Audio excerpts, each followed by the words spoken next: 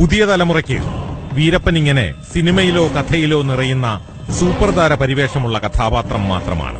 പക്ഷേ 40 വർഷക്കാലം 2 സംസ്ഥാനങ്ങളെ ഭയപ്പെടുത്തിയ സാന്നിധ്യമായിരുന്നു യഥാർത്ഥ വീരപ്പൻ. അച്ഛനോടും അമ്മാവനോടുമൊപ്പം കള്ളക്കടത്തിന്റെ ബാലപാഠങ്ങൾ പഠിച്ചു. തന്നേക്കാൾ വലിയ കൊള്ളക്കാരനാകുമെന്ന് തിരിച്ചറിഞ്ഞ അമ്മാവൻ 15 വയസ്സ് തികയാത്ത വീരപ്പനെ തന്റെ സംഘത്തിൽ കൂട്ടി.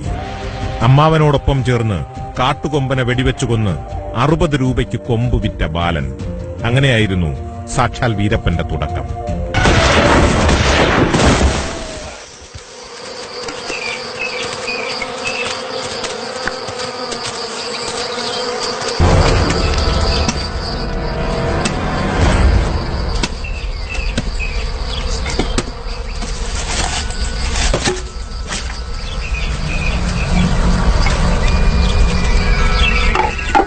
തമിഴ്നാടിനെയും കർണാടകയെയും ഒരുപോലെ വിറപ്പിച്ച കാട്ടുകള്ളന്റെ യഥാർത്ഥ ജീവിതം തുടങ്ങുകയായിരുന്നു.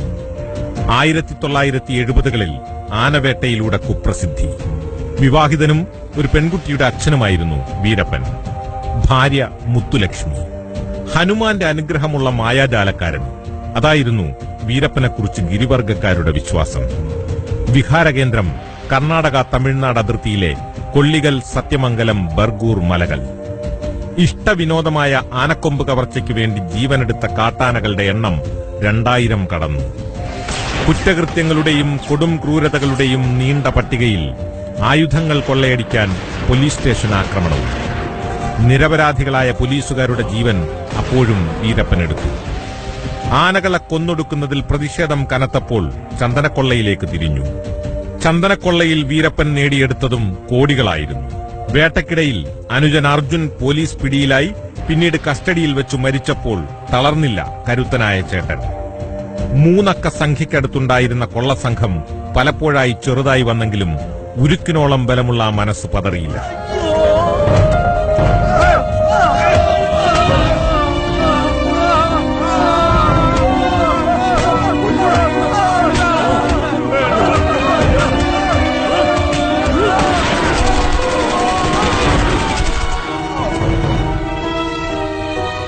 ഭയാനകമായിരുന്നു വീരപ്പന്റെ നരവേട്ട. സത്യമംഗലം റേഞ്ചറായിരുന്ന ചിദംബരം തനിക്കെതിരെ നീങ്ങിയതിനും ഫോറസ്റ്റ് കൺസർവേറ്റർ ശ്രീനിവാസൻ തന്റെ മനസ്സിനെ പിന്തിരിപ്പിക്കാൻ ശ്രമിച്ചതിനും വീരപ്പൻ നൽകിയ ശിക്ഷ മരണമായിരുന്നു. മറ്റൊരിക്കൽ അപായപ്പെടുത്താൻ വന്ന ഫോറസ്റ്റ് ഉദ്യോഗസ്ഥരെ പിടിച്ച് ശരീരം മുറിവേൽപ്പിച്ച് തിളച്ച വെള്ളത്തിലിട്ട് കൊന്നു.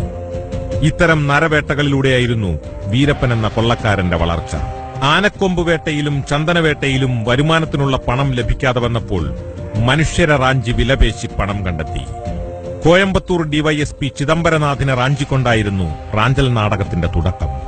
പിന്നീടിങ്ങോട്ട് വലിയ വ്യവസ്ഥകളോടെ മനുഷ്യറാഞ്ചൽ. കന്നഡ സിനിമാതാരം രാജ്കുമാറിനെ 2000 ജൂലൈ 30-ന് അദ്ദേഹത്തിന്റെ ഫാം ഹൌസിൽ നിന്ന് തട്ടിക്കൊണ്ടുപോയതായിരുന്നു വീരപ്പന്റെ റാഞ്ചൽ നാടകത്തിന്റെ വലിയ വിജയങ്ങളിലൊന്ന്.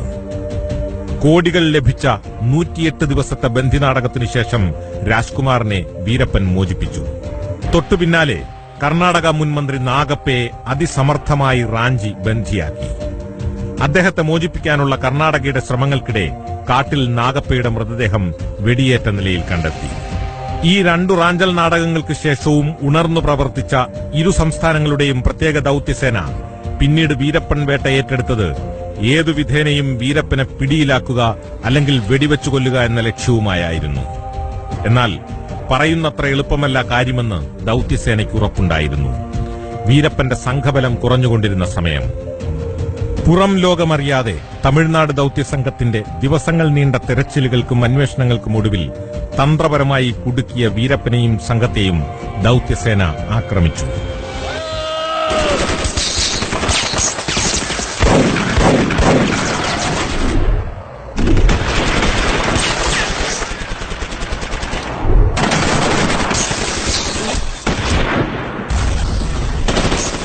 വീരപ്പനും സംഘവും സഞ്ചരിച്ച വാനിൽ നിർത്താതെ നിറയൊഴിച്ച ദൌത്യസേന 4 പതിറ്റാണ്ടു നീണ്ട വീരപ്പൻ കഥകൾക്ക് അന്ത്യം കുറിച്ചു. ഡൗൺലോഡ് മോജ്.